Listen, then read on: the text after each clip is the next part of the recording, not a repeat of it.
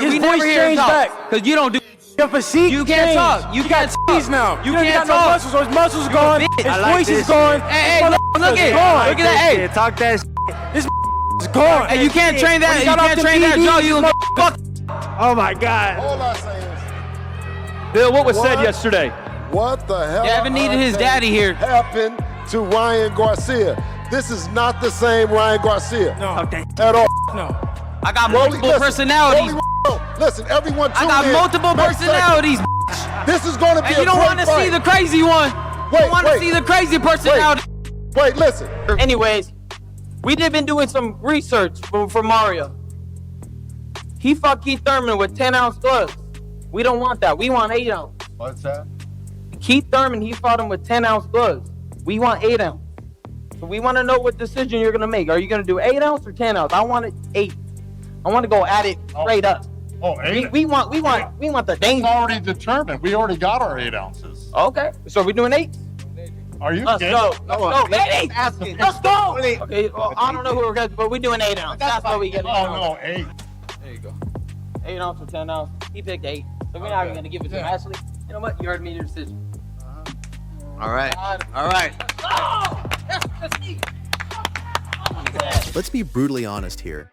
Ryan Garcia is boxing's most beautiful train wreck, and we cannot look away. This man carries more personas than a method actor with commitment issues, oscillating between Instagram philosopher, conspiracy theorist, and legitimate knockout artist faster than you can refresh his Twitter feed. Not all of them. You a big. That's why you was a big, right? You a. You a little. You a bitch. Oh, it's coming back. It's coming back. Get him. Get him. I love it. Bill brings it out of me That though. might be a fraction of Ryan Garcia that we saw. Okay, hey, I don't give a f- what you say, Bill. A whole bit of it. There they are. WBC. Woo! Yeah.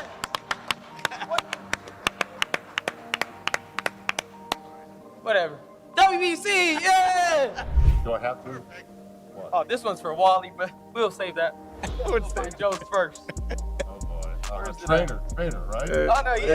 Right. You already did the program. I hope. The trader, Joe Goossen. There you go. There you go for you. Wally somewhere. 1 minute he's dropping Devin Haney with a left hook that could crack diamonds. The next, he's rambling about shadowy figures and alternate dimensions, while his career credibility bleeds out in real time. You know, I know what I went through after the Haney situation, the scandal, all that. I don't really want to get into it too much, but it did take a toll on me. They wanted me to try to force a fight, and I did, and I was uninterested, and the performance showed. But that's just how it is. In order to be a great quarterback like Tom Brady, you have to forget what happened and worry about the next play. And that's what I am. The video doesn't just analyze Garcia, it performs an autopsy on his psyche. And what it finds is equal parts terrifying and thrilling. Because here's the twisted truth nobody wants to admit. Ryan Garcia is most dangerous when he's broken, most focused when he's desperate, and most electric when everything around him is falling apart. Hungry, I'm excited, and I'm ready to put on a show. To me, it's all a show. I want to put on the best show possible, and you guys are going to get a great fight. This guy, he ain't going to lay down, and I actually got to be more careful for him. If I'm sleeping, he'll be my. So right now, I'm super locked in, and you're going to see all. This fight against Mario Barrios isn't just another payday. It's his last stand before irrelevance. And that hunger, that raw desperation, makes him either the most compelling fighter on the planet or the most catastrophic implosion waiting to happen. The video captures this duality perfectly, showing Garcia stripping away the performance art whenever the conversation turns serious. Hey, how's everyone doing? Good to see you guys. Good to see you guys. And I'm truly honored. I'm really honored to be part of this huge fight. This is how it's supposed to be.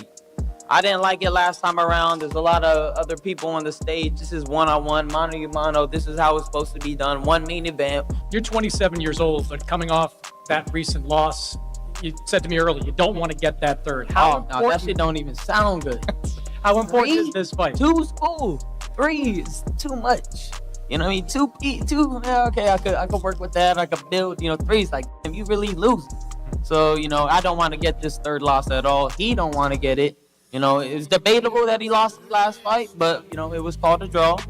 But, you know, at the end of the day, I think we don't want to lose. And we're both at this moment, so that's... Watch his face when he discusses those 2 losses already tattooed on his record like in scarlet letters. Suddenly the clown makeup comes off, the circus music stops, and what emerges is something genuinely dangerous.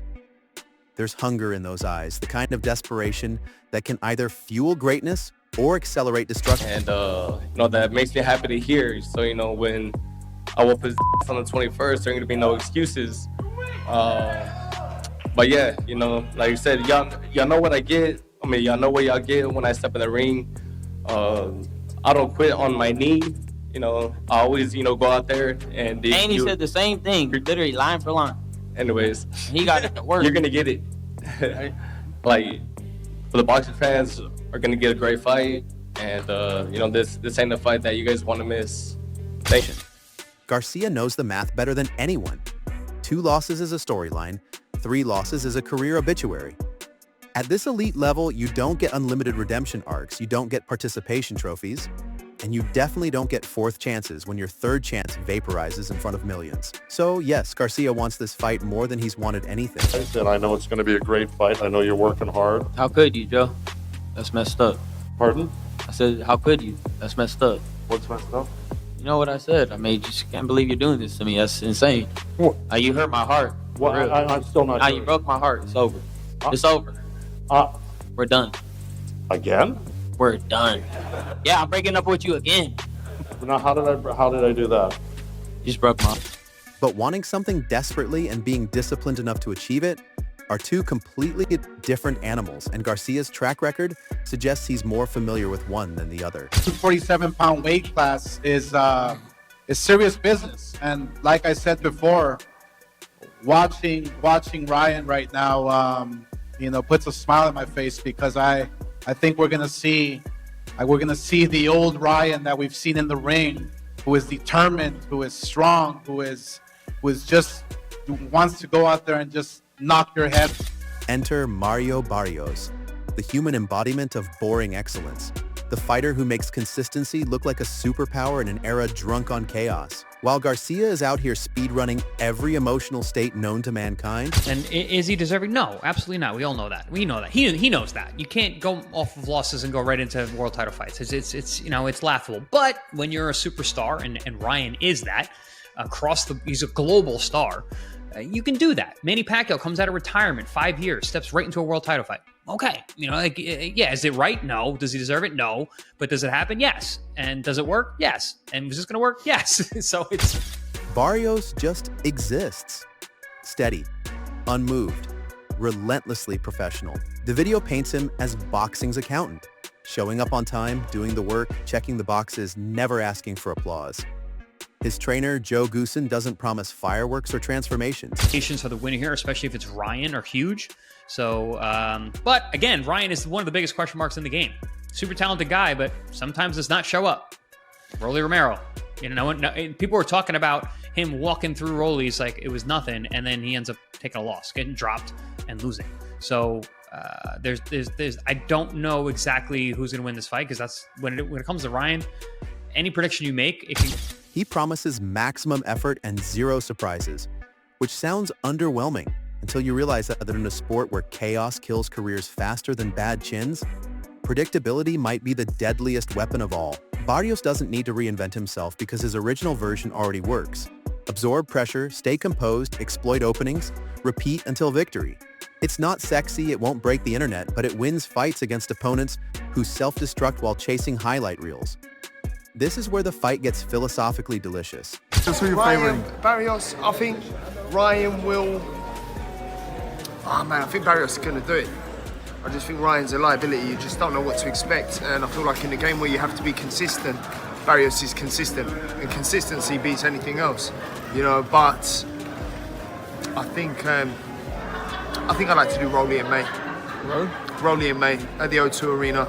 That's a good fight. I think so. I think it sells at the O2 Arena in, you know... It's not just violence in a ring, it's a referendum on what actually matters at the highest level. Do you need the emotional roller coaster and explosive brilliance that Garcia brings? Or do you need the robotic consistency and unshakable foundation that Barrios represents? Former world champion Chris Algieri drops the nuclear truth bomb that changes everything. Is he prepared now? You know, he looks unbelievable in the Haney fight. He smashed Haney to pieces. You know, so hopefully he pulls himself together, or has pulled himself together. The fact that he's training with his dad in his living room doesn't give me good signs. He's making influencer money. So why is he gonna choose to do a hard sport where you have, you know, true hard fighting Mexican like Barrios, who's coming and fighting with pride, fighting with his balls, fighting with dignity, fighting for legacy. Very different for someone who's fighting.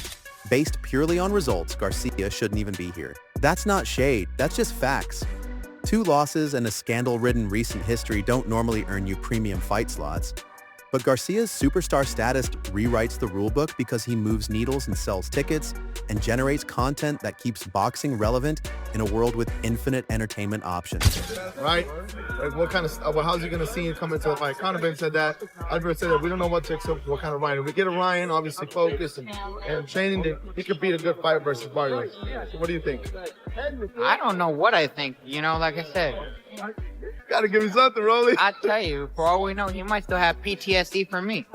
Think so? Yeah. Would you come out on a stream with him? Because now he's streaming. Would you be on a stream with Ryan? Oh, sounds like the bank account's running dry. Algieri describes Garcia as a true wild card, capable of producing moments so brilliant they justify all the madness, but also capable of unraveling so completely that you wonder if the talent was ever real or just a fever dream we all shared. Fighting or any of that stuff. I am just here enjoying my time here in the cold. What are we expecting from Ryan and Barrios? You know, you beat Ryan recently. Dan was very outspoken about how he looked bad in that fight. What kind of Ryan do we expect coming into that fight versus Mario Barrios? I don't know. Meanwhile, Algieri labels Barrios as basic, solid, and durable, which sounds like damning with faint praise until you understand what those words actually mean in championship boxing. Basic means no wasted movement, no unnecessary risks, no self-inflicted wounds. Solid means there are no obvious exploits, no glaring weaknesses for opponents to target like boss fight vulnerabilities. Durable means he's still standing when flashier fighters have already crumbled under pressure they couldn't handle. That combination creates what Algieri identifies as a high floor. Barrios might not deliver spectacular knockouts for the YouTube compilations, but he won't collapse into disaster either. And in a fight against someone as volatile as Garcia, simply not collapsing might be enough to claim victory from the wreckage. Conor Ben enters the conversation swinging verbal haymakers, and he pulls exactly 0 punches when dissecting Garcia's situation. Ben doesn't question Garcia's talent. That left hook is real. Those hand speed advantages are genuine. The physical gifts are undeniable. What Ben questions is Garcia's reliability.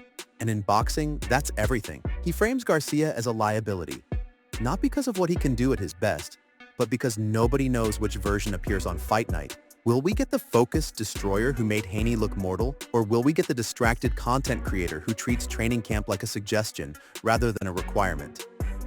Ben emphasizes the fundamental boxing truth that talent without consistency is just expensive potential. And potential doesn't win championships. It just funds therapy sessions about what could have been. Then Ben fires the shot that lands hardest. Garcia's training situation is suspect. Training informally, especially with family instead of elite professional camps, might work for Instagram aesthetics and viral moments. But when careers hang in the balance against legitimate world-class opposition, structure matters more than vibes. Ben implies that while Garcia is collecting likes and building narratives, Barrios is stacking disciplined work in professional environments, designed to produce champions, not content. It's a brutal assessment that questions whether Garcia even wants to be an elite fighter anymore, or if he's more comfortable being an elite personality who occasionally boxes. Rolly Romero provides the comic relief, but his jokes cut deep because they're wrapped around uncomfortable truths. Romero openly admits that predicting Garcia is impossible. It's like forecasting weather patterns in a tornado, technically possible, but ultimately pointless. He jokes that Garcia might still be mentally scarred from previous wars, suggests Garcia operates in content mode more than fight mode, and basically implies that Garcia's entire preparation philosophy involves throwing darts at a vision board while blindfolded. The humor lands because there's documentation. Garcia's social media presence alone is evidence of someone juggling multiple identities simultaneously, none of them appearing particularly focused on the singular goal of winning this specific fight against this specific opponent. One identity cracks on fight night.